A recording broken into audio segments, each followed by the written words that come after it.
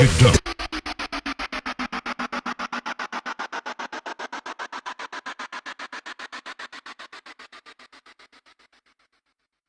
Good morning. You're listening to Tony Caravan Live.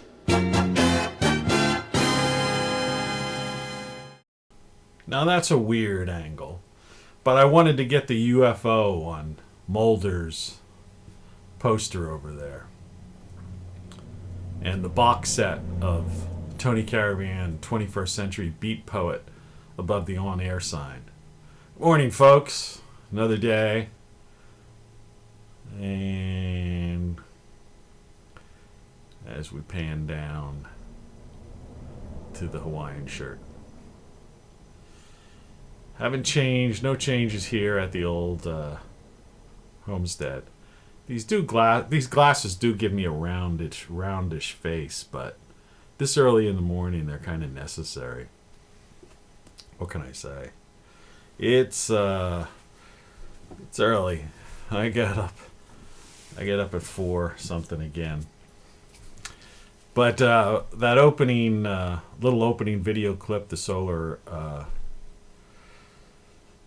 sunspot solar flare is really an interesting thing that very few people are paying attention to right now. I mean, interesting is kind of interesting in the terms of the communist Chinese. May you live in interesting times, which is actually a curse.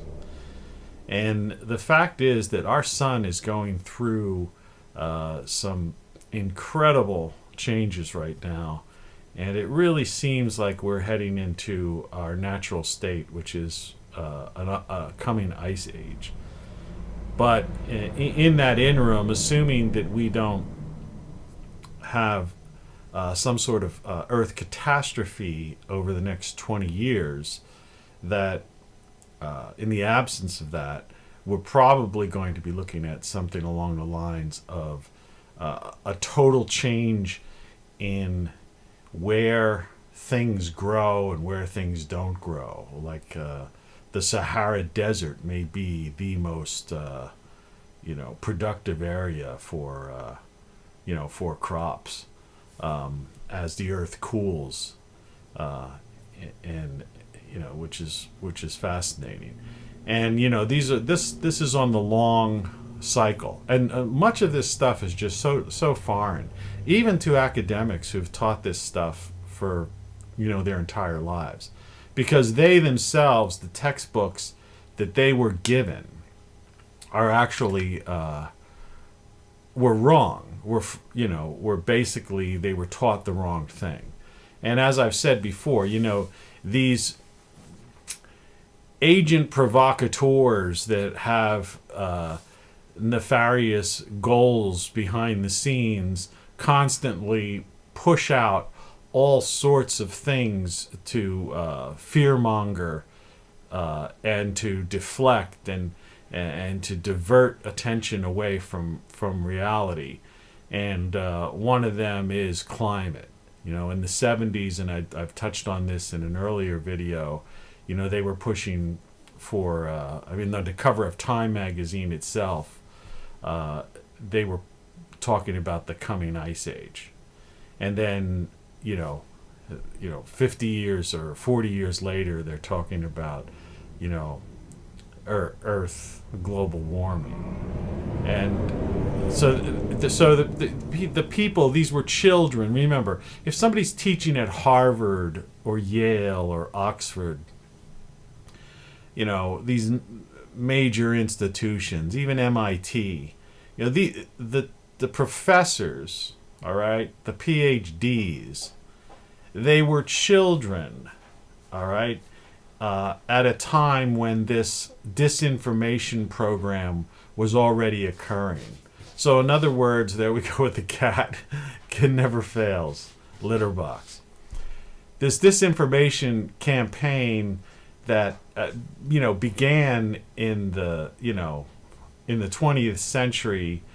So before they were even born, and so from their grade school on up, and the textbooks that were subsequently printed and used in grade school, high school, and colleges, that the facts were wrong. What they called facts were not facts. And I always often talk about, you could take all the chalkboards you want and all the and make all these mathematical formulas, postulate, and theorize and have hypotheses about this, that, the other. But the reality is, science is an ever-changing guesstimate of reality. In other words, science changes.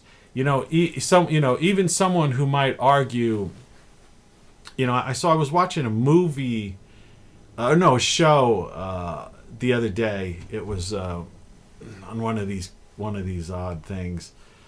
And there was just a line in passing where someone said, it had nothing to do with evolution or anything like that, but someone had said, oh, so you believe, it was some girl talking to a guy who was like one of these metaphysical type of people that believed in this, that, the other, as opposed to some guy who was a cynic about everything in life. And so she had made some comment to him, oh, so you actually believe in that evolutionary stuff. And he goes, yeah, you mean facts. But the thing is, it's the theory. Evolution is still a theory. It's a theory. And I've even read, you could even read papers that were written by Darwin after the theory was published, where he has tons of questions and puts forth, talks about certain anomalies and this, that, the other. And that's no different than the idea of the Big Bang Theory. Not, like I said, not the TV show, the Big Bang Theory. Its name, it's the Big Bang Theory. And everything, so that's what science is, a theory. And you could stand there and say, well, it's a theory, but we're pretty darn sure, and so many scientists, it reminds you like in the 60s when they say, a high percentage of doctors have shown that Tarrington cigarettes or that cool cigarettes actually soothe your throat, and are good for. I highly recommend smoking, the cigarette. Yeah, that's the exact same thing. All right? I don't care how many scientists you want to parade across the, the television or have quoted in textbooks or even scientific journals. Okay? Because these people who are permitted, in other words, if you have right speak, versus wrong speak, right speak, you get funding, you get published in these so-called peer-reviewed, publications that, that are accepted as fact, the dogma of science. Remember, we're living in an age of scientism. It's not science, it's scientism. It's a dogma. All right? And there are those out there that just can't accept that. PhDs that just can't accept that. And what's worse than that are these like Gretas and these Al Gores and these, Carries that talk about climate change and global warming and all of these things. And they don't even have the PhDs, the backgrounds, or even understand the dogmatic aspects of scientism and go back to, decades and decades and decades to see who put these textbooks and how these theories came together. And then they don't even know that. They're just parroting something that they saw in a movie or that someone convincingly created a PowerPoint presentation. What we used to call, it's a con artist. It's like a snake oil salesperson. It's very easy to convince people about something. That's the first. That's what grifters are. Con artists. They're people that go through litanize a number of things. A equals B, then it must A plus B equals C, because of this, that, the other. It's the concept of, like, even in philosophy, it's the idea if then, which is translated into computer code, right? That's how we do a thing. If such and such is this, then do that. So it's not very, it's like the whole, our whole fabric of society, and what we deal on is all based on this concept of the if-then thing. And we're very accepting of a convincing argument, especially if that convincing argument is given by someone who is either perceived as some sort of professional, in the field with many degrees or accolades behind them, and sometimes just or they are a extremely beautiful or handsome, woman or man, because well dressed, the well dressed man type of idea, well presented, eloquent, whatever. Not some guy like me with a hat and a pineapple on his shirt, talking to you is like 6 a.m. in the morning. With glasses with tape on them, right? The true geek, because I can't get to an optometrist because of the plague that never ends and that now is going through various strains and all of this stuff. So what I'm talking about today and really want to get into is that idea of scientism and dogma versus facts, and that there are other things out there. There are things that we know, because before science became scientism, we had a thing called experimentation. We proved a thing, and if a thing was proven enough times and from various different angles, multiple occasions, and it was be able to whoever proved it in one part of the world, that another group was able to duplicate those exact same conditions, and then and get the same result, and then others around the world and throughout academia, then at that point said, we believe firmly, or most likely this is true. And even then we still don't know, because there are still factors, because we're uncertain about physics. We don't have a theory of everything right now. The average person doesn't understand that. They don't know that there's a different two sets of rules for when we talk about, like, cosmology and the universe and how the universe functions in a macro scale, and then when we get into a micro scale and we go down to the subatomic level, that there seems to be two sets of way of physics. All right. And we've yet to be able to, while people have proposed many things, they've yet to be able to pull them together, like in the movie Tenet. All right. So we don't know what we don't know, which is one of my shirts, which I recommend you get and everybody wear. Just like everything you know is wrong is another one of my shirts. And this is what I propose people do. Yeah, isn't it funny? Like if you look at some of my videos that I have like 2 views or 10 views, 13 views.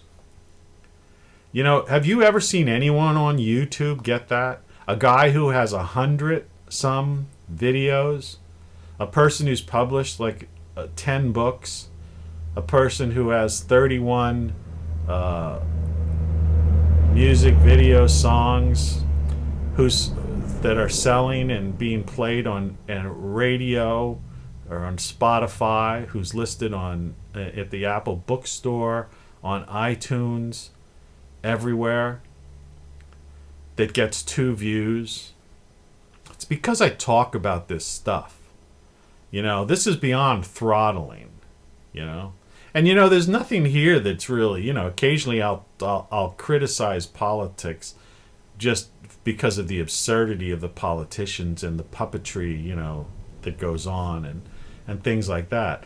But I don't really take sides, you know. In fact, you know, and I certainly don't, you know, I don't condone, you know, I'm like the anti-protest person. I'm the guy who says protesting is an exercise in futility. I just don't believe in it. And it's funny, you know, and I could look down here, and I was looking at some of my earlier books. You know, I have a ton of books. You know, like My Life is a Serialistic Nightmare. This is a pretty good one. You know, in the back here, that book, you could see just where my thumb is trying to point at, and I have to move over here. Codex. That book is my latest book. And that's one of my best. This is a pretty decent one, though. All right? There's some good stuff in there. And I'm not going to just, this isn't about pushing. Stay tuned, you know. You got nothing better to do. And if you do, take the time out, you know. The truth about everything. This is interesting, you know. And, you know, funny enough, you know, like I say, in these books, if you look at these things, you see how I've got the word climate change in there and endless wars and social injustice. You know, I went through a phase, like specifically like this one. This was my handbook for the upheaval. And again, I'm talking about corporate greed, capitalism, and climate change, you know. And the idea is that I went through a stage. You know, here's another one of my books, you know. This is an early on. This one is a little more autobiographical, but this is a lot about D.C. You know, I live there. You know, oddly enough, a picture of the Capitol on there. And, you know, this book was published, let's see when. I'll look at the date on here. I lose track of these things. I was putting out one almost every year. This one, well, this was 2014, so this is 6 to 7 years ago. You know. And I don't have every one of my books down here in front of me. These are just some I just grabbed. I was going to read some stuff, you know, from them, but I decided against it. You know. But, so, the thing is, yeah, I'm just trying to point out that, you know, people like me who talk about this stuff, you know, we are totally just shoved off to the side, you know. And, you know, and you know, you would think someone, you know, so-called men and women of science, you know, would be open-minded, because that was the whole concept of science, to be open-minded. And the ideas. You want to be proven, you try to prove your theorem wrong, so that you know you are right. You know, that's the first thing you do. You know, whenever you have any kind of idea about a thing, you want to examine it. It's like, and it's no different in any field. You know, get out of the world of science and physics and all that nonsense. You know, I spent the better part of my life, you know, in marketing, advertising, you know, study of human behavior, media, you know, that sort of thing. And so that's the study of, you know, of why people do the things they do, what motivates them to do them. And then when you consider it as an industry, when I was younger, before I realized the absurdity of the whole thing, but when I was making a living and being paid to have a client to sell their product or services, right? Or to create, to take an entertainer and create them as someone that the public would accept. The idea was that to study all the possibilities. What's wrong? What could possibly be wrong with this product or service? Or what might people try to think ahead? Let's look at what questions might people have, what doubts might people have. What potential flaws are there? There we go with the road rally. There's snow. It snowed where I am. There's the road is not like black, macadam right now. The road is covered with snow. I've got to stop this thing where my computer keeps cutting out on me. I just got to do that. And these people are speeding down in a 25-mile-an-hour neighborhood in the snow because they watch a car commercial on TV and it shows these, $30,000 waste of money pieces of plastic and metal speeding, and I don't care if they're hybrid cars, electric or petroleum based, speeding around corners in the snow. And that's why all these people die of car crashes every year. And like Congress and the lobbyists who represent the car companies have managed to have these people free of being sued, right? And these commercials are still on the air. It's just like I talked about yesterday, the drug commercials. The FDA approves a drug which they shouldn't approve in the first place because they're influenced by big pharma.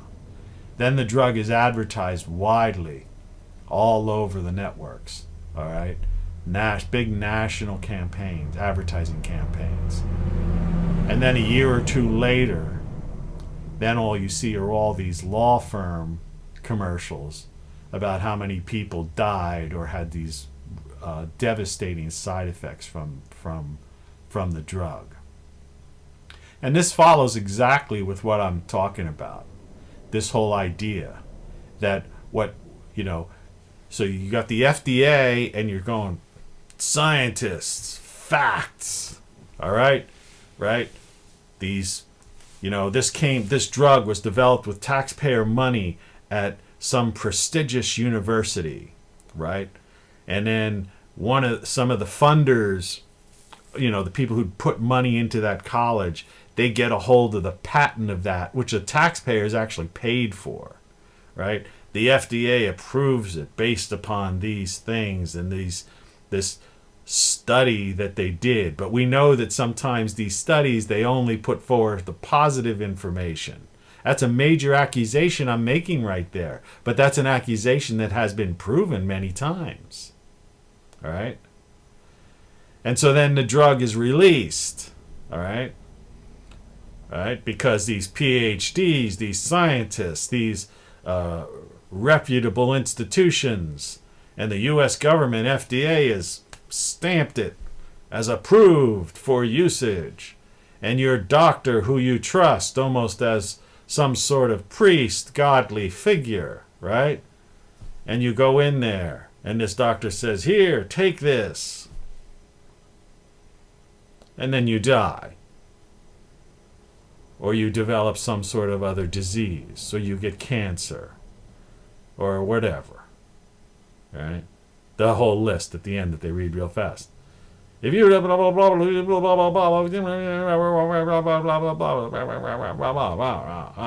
buy this drug.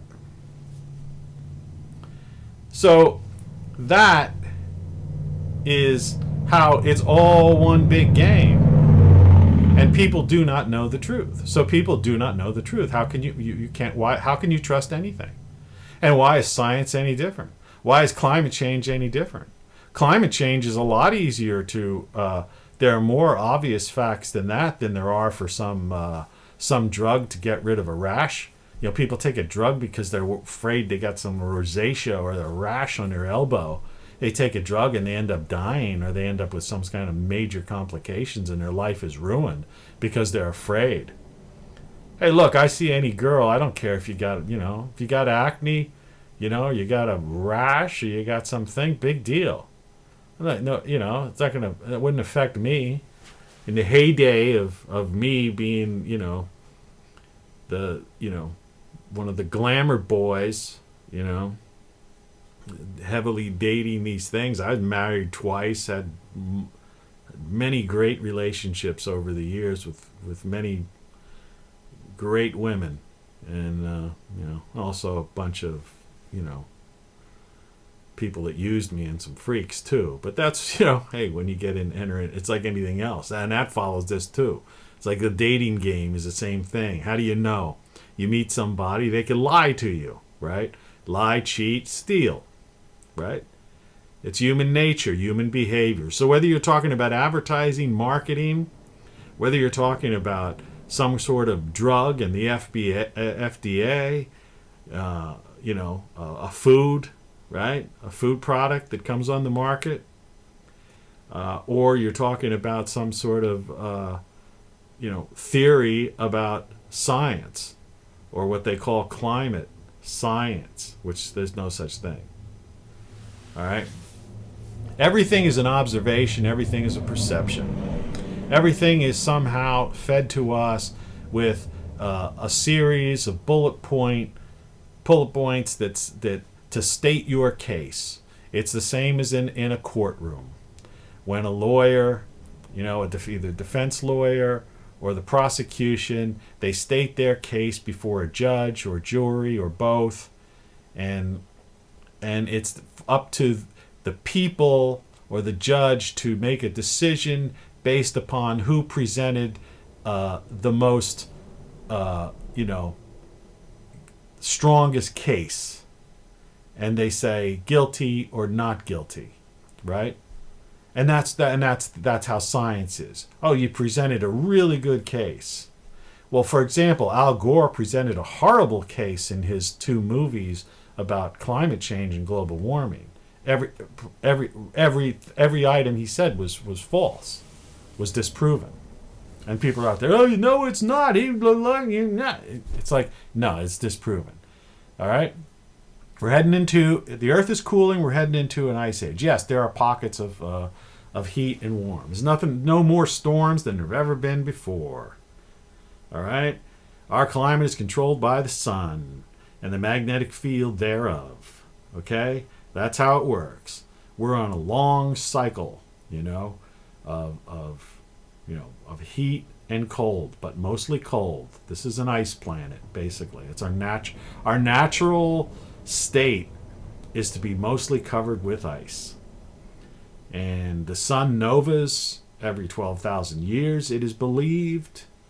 And we go through we have these earth catastrophes where water just comes over top of the continents and just extinguishes, and literally like a old scouring pad scours any remnants of a previous civilization, and except things that were buried underneath. We have why we have archaeologists. That's all that remains. And for all we know, these so-called archaeological remains and these cave drawings and stuff could have been drawn by children. Imagine, how people are. This is just a quick aside. Family people. There's something going. This has been found from even in Pompeii. When they unearthed those bodies that were preserved because they were the volcanic ash had come down and covered them, and they found when they excavated, they found these bodies there that just looked like they were mere shells of people there. But there would be a mother over top of her child. right? Because that's what a parent does. A parent cares more to save the life of their child.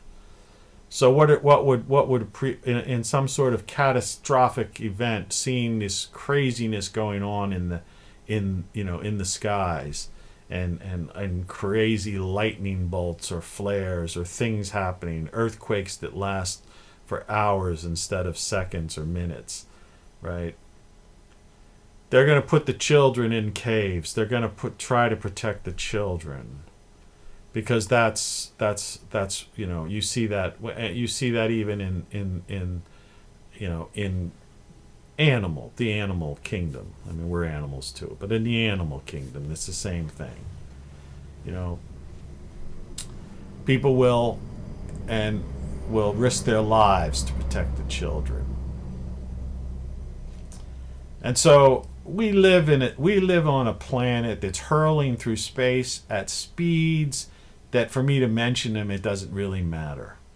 Our sun is dragging our so-called solar system along with it. You have to consider our star, all right, we call Sol. Our star, Sol, S-O-L, is like a comet. Imagine a star as a comet. And our star is dragging along, Mercury, Venus, Earth, Mars, right? Jupiter, Saturn, Neptune. It's all, just dragging us along at unbelievable speeds. And while we're being dragged along, it's like McKenna said, and some other people. I think it wasn't McKenna, it was Watts, Alan Watts. Someone said, hey, what about space, man? These guys that philosophers Alan Watts is a great guy. Not Watts. There's another guy, I don't think people confuse him, but no, Alan Watts. Listen to some of his stuff. He was real trippy. But one of his things, somebody asked him a question about, what about space, man?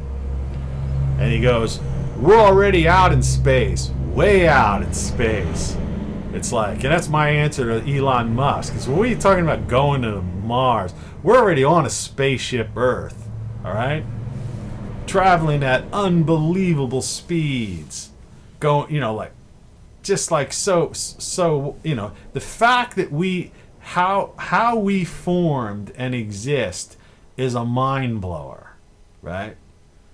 Considering, what we're doing. We're just zipping through space while we're spinning like mad and then rotating like this and navigating through crazy, shooting gallery, it's insanity. It's amazing. It's literally a miracle. The idea that we only have these earth cataclysms every so often is just, it's amazing that we're not being bombarded more often. And of course we are. So space junk is hitting us all the time. But most of it burns up in the atmosphere, and because 2/3 of the earth is covered with water, stuff's hitting the oceans, and half the stuff doesn't get reported. And especially now, the way we have with all this fear mongering and politics as pop culture and stuff, the news cycles are wall to wall idiocy, right? What are people concerned about? Everything is fear of something. Fear that some people on Reddit might topple a couple of hedge fund traders who should be all in jail, right? Because basically they're gaming the systems with this whole GameStop thing. The funny thing is, hedge funds, they're just gaming the system, right? And messing with the market, which ultimately messes with people's retirements and stuff like that. Those who worry about that, I don't care about any of that stuff. I'm already taking care of myself. Fine. They said before, when you're laying on your deathbed, you can't take any of that stuff with you. what's the most important thing to you at that point is like, you don't want pain, and you worry about your pet, your family, or your children, or something like that. But their fear, people have fear about that. Then the politicians are fear about losing their power, their control. And now we've turned into this totalitarian, authoritarian police state. And all the troops that were once patriots are now marching down the streets and protecting, are acting like knights in some feudal system, king system. This noise here that's a garbage truck. Hopefully you could see my garbage bag covered with snow. And that's what's going on out there. Little touch of reality. I hope he picks up my garbage, because I used a cheaper garbage bag this week because I couldn't get the ones I wanted. You know what I mean? 1 ply, 2 ply, 3 ply. You buy the big, the good bags that are, have some stretch to them or whatever, and they cost like $14.95 for a box. But you go to the Dollar Tree and you could buy a bag of bags for $1, obviously. So everything is related. Everything is the same. There is no difference. All right? This fear-mongering that people are worried about is all a game. It's all some person holding on to some dogma that they have. It's an argument based upon how they were raised and what they were taught and what they believe to be true. And the manner in which they prove their theorems, their so-called, facts, right, are based on deductions, right, or techniques, or some sort of methodology which they were taught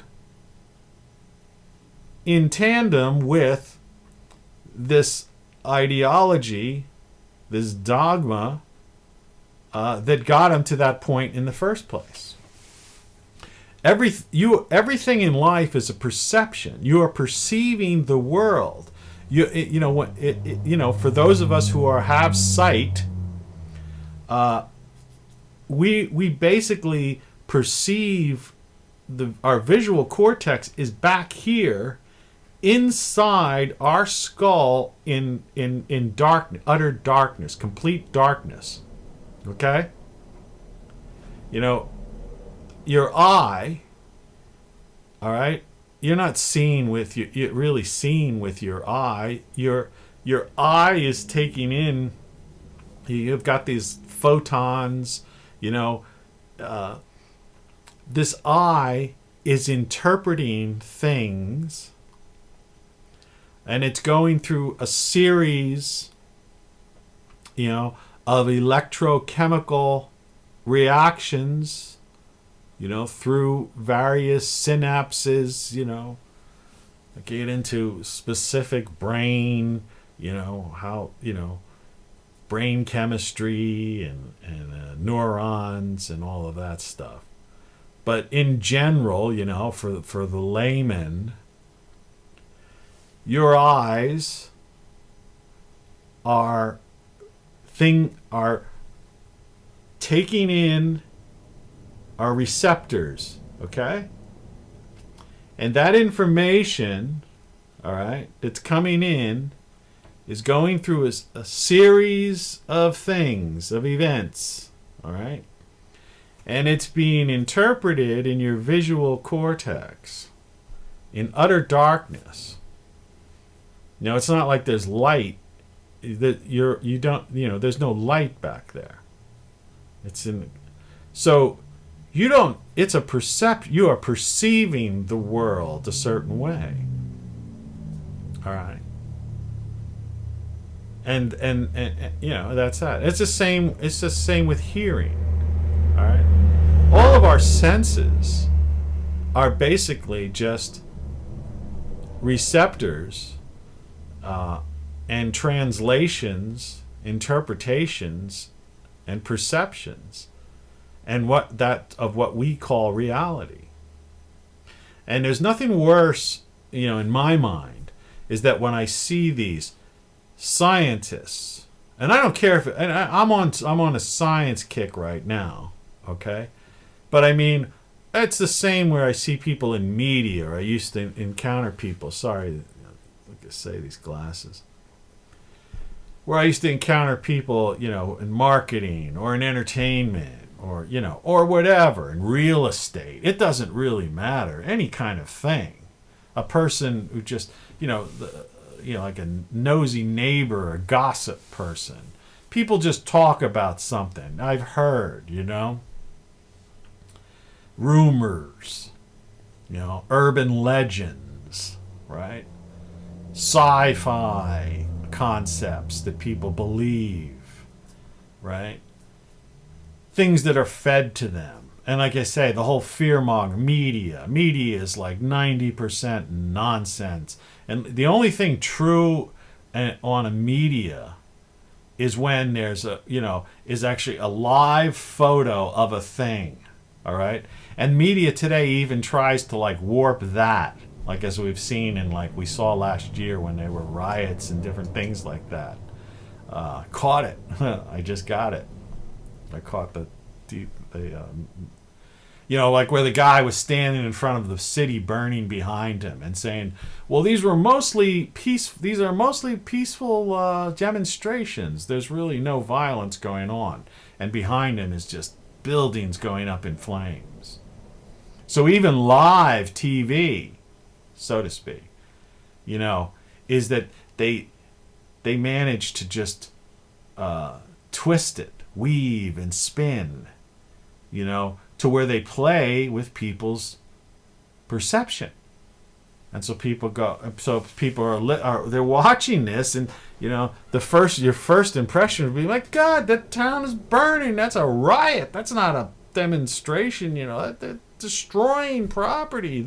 People are burning. They're burning alive.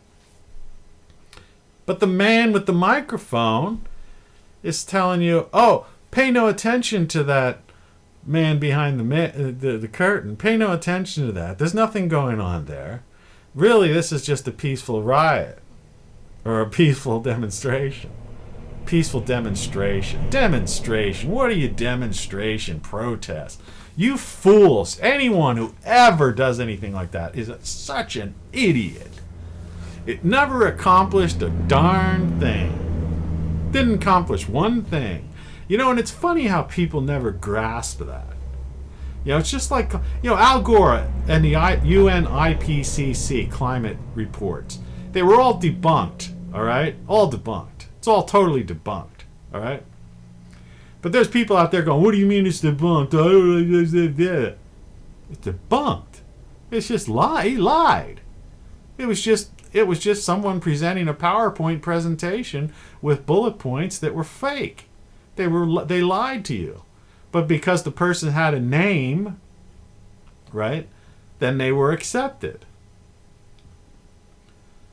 This thing, it's so aggravating when I see this stuff. It's preposterous. So, we live in a time, very tumultuous times.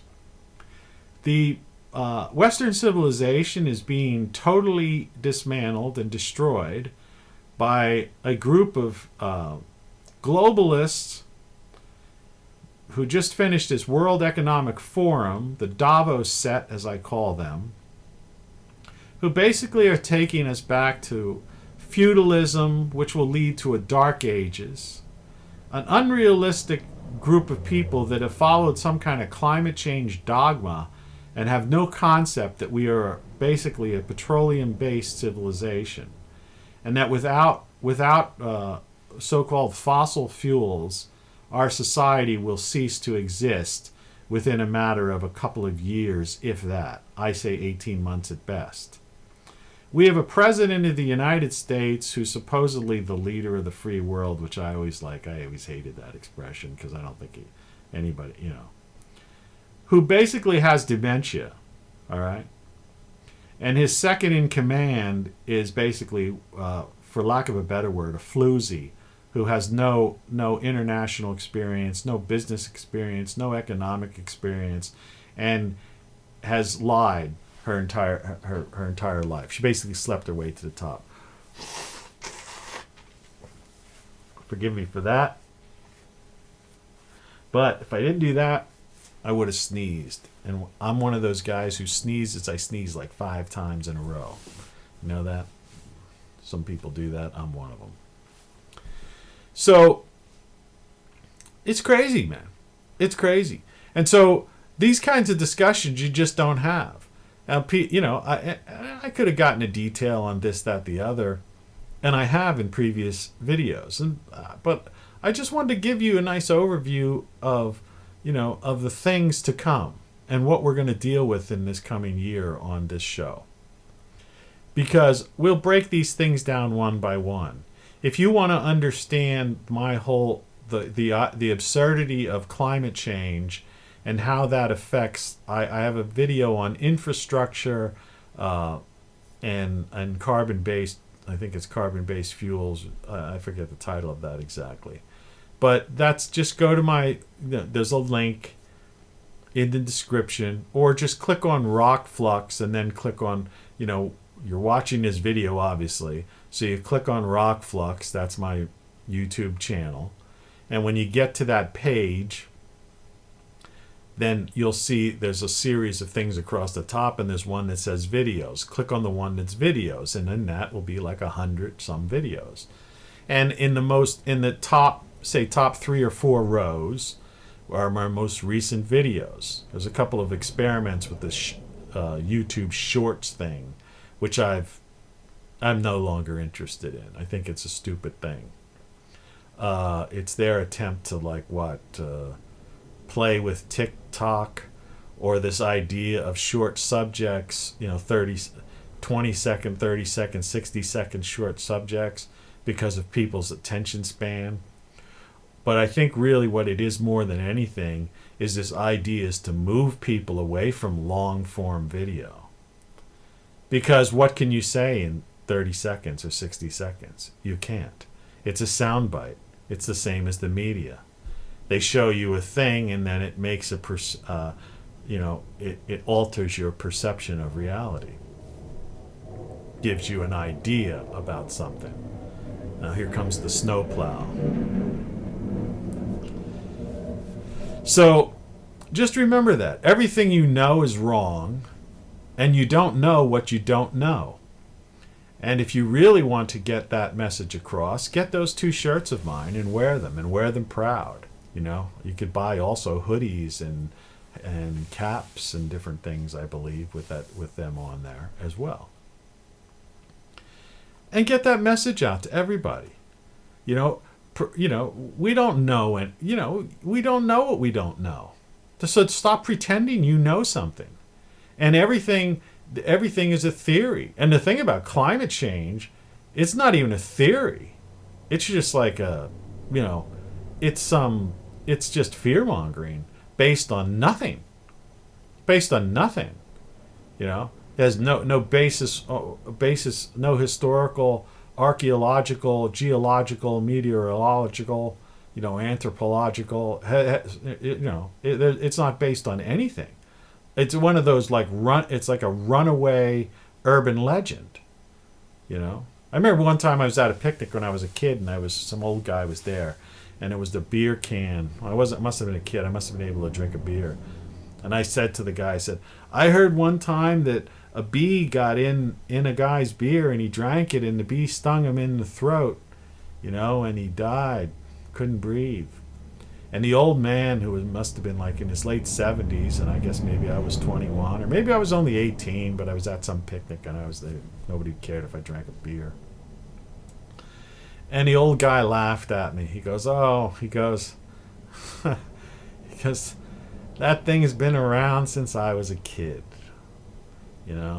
Urban legends, And that's what climate change is. It's like an urban legend for people under a certain age. And it's really disappointing for anybody over the age of 40 or 45 that they actually fall for this stuff, because they should know better, because they grew up in a time when there wasn't social media. So they know that, you know, they know better. They know, you know, they should have more rational minds than basically these short, you know, why is social media, you know, all these short memes, right? And quick scrolls, and, you know, limited amount of text and stuff like that. It's all by intention, you know. It's all, you know. It's basically because you can't. There is no way you can explain anything complex with a meme. You can't explain it with 140 characters, or you're not. It's not going to be explained in some sort of scroll, right? I'm surprised how many people, when I used to be on Twitter, I don't do Twitter postings anymore, or comments or anything of that sort. But I'm amazed how many times that I would make a link to a PDF file or to an actual government site that, you know, a published paper or a CIA declassified document. You know, all this stuff is available. Now, that's one thing about the internet, is there still is at this point access. Just like I say, we still have free speech. Twitter didn't take away your free speech, because Twitter never gave you free speech. Twitter and Facebook aren't the town halls, because we don't have town halls. We haven't had town halls in over 150 years. There's nobody on a soapbox, right? They die. If they are, they're laughed at. Okay? So all these perceptions and these things that people talk about, and people sit out there and they just don't think the way I think, you know, the way you should think. And so 2 people watch my videos. I mean, it doesn't make any sense. All right, what I'm saying is some of the most, this is the most important information that you need to know, all right, in order to live your life. You know, as we enter into a time within the next 20 years, a highly volatile time in human history, between catastrophism, right? The Earth catastrophes are upon us. There are a whole series of things that are, you know, are very probable, okay, to occur within the next 20 years. But at the same time, the highest achievement of humankind, Western civilization, is being completely dismantled and destroyed every day, almost by the hour. And that the people in charge of, you know, so-called in charge, I mean, they're not in charge of me, but the people in charge are lying, and the people in the media are covering for them. And the so-called scientists and academics, the teachers, don't know themselves that they were sold a bill of goods, a fraudulent bill of goods. And so that even their deductive process of how what they believe in their heart of hearts, and even when they scribble on their chalkboards or whiteboards or in their computers and create their PowerPoint presentations and doctoral thesis, that they don't understand that their thought process, what they believe, the references they use, okay, the bookmarks, you know, the footnotes, you know, all of this is based on things that are not real, things that are not factual. And, you know, that's an earth-shattering statement, and it should be a mind-blowing statement. If someone said to you, everything you know is wrong, and what you don't know, you don't know. This is what I'm trying to pound into people's head. Like I say, I try to jackhammer it into you. You have to come to that acceptance that what you believe, that your perception of reality is not what is real. You have been basically deceived your entire life. And the complexities where we would go beyond that is what I am planning to do over the course of this year, for as long as I can, is to dig down deep into each and every one of those things, to explain how you've been deceived, how you've been diverted, how your perceptions have been fooled, what the techniques are, what their origins are, and how that works, and how you could actually listen to me right now and go, that guy's crazy. He's so full of it. He doesn't know what he's talking about. What was the process that makes your mind be able to state that, to think that what I'm saying is absurd? All right? You see? Because that's the scary part. When your belief system is flawed, all right, then you're in trouble. When you don't understand, when your perception of reality, all right, you're not perceiving reality the way it really is. That's, that's like being a clinical schizophrenic, okay? That's what we're dealing with right now. We have a world in which, particularly in Western civilization right now, that our perception of reality, that we basically are more or less, we're dealing with mass insanity in a sense. Mass insanity. Now, in many other parts of the world, it's a different story, because where you have dictators or you have ignorance, where people are kept in ignorance, well, they don't know any better. All right? It's like a child, they're like children. All right? A child needs to learn, and that thought process, the education process that comes, together, the education and thought process as a person grows to come to understand, to perceive reality, to understand, the world around them, and how they are a part of that, and how they should function within that society, or how they function within that society, not necessarily how they should. You shouldn't do anything. You are a free individual. That's the most important thing. And remember, no one can take away your freedom. Freedom is something that exists within your mind. And in my latest book, The Hard Problem with Consciousness, this idea where there still is no, it's like in physics, it's like in science and other theories, they still don't know why people perceive themselves in the first person. In other words, the consciousness and the brain. And you might sit there and say, well, the brain creates consciousness and blah, blah, blah. Well, you could say that, but people in the know don't know that, and will openly admit that. People have proposed all sorts of things.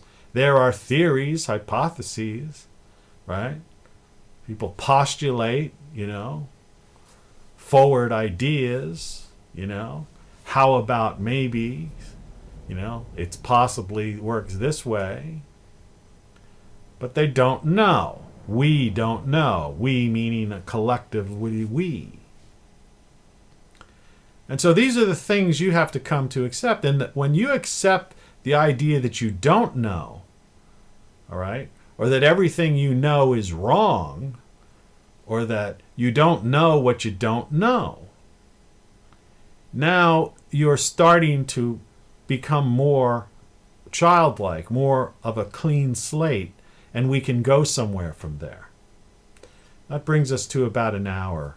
So I'll end there because it'll take like 2 or 3 hours to get this morning show uploaded. That's why I start earlier every day. Anyway, best of luck. Have a great day, and I look forward to talking to you and getting into these details in coming videos. Don't forget, buy the books, listen to the music, get the t-shirts. Wear the t-shirts. How to get people, thinking. Anyway, take care. Till the next time.